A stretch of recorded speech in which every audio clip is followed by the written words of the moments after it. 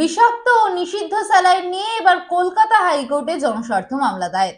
আগামী বৃহস্পতিবার এই মামলার শুনানি। এই বিষয়ে কি বলেছেন আইনজীবী তথা বিজেপি নেতা কৌস্তব বাগচি, শুনুন। এমডি ইন গাইনোকোলজি অ্যান্ড অবস, উনি আমরা দুজনে ডক্টর বিশ্বপতি মুখার্জি আমরা হাইকোর্টের দ্বারস্থ হয়েছি মামলাকারী হিসাবে।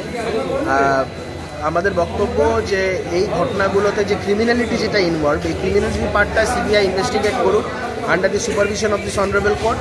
আর এই পশ্চিমবঙ্গ ফার্মাসিউটিক্যালস এই কোম্পানির সাথে বহু বোগাস কোম্পানির লিঙ্ক আছে এবং সেখানে শাসক দলের বহু প্রভাবশালী ব্যক্তিদের লিঙ্ক আছে বলে আমরা সূত্র মারফত জানতে পেরেছি।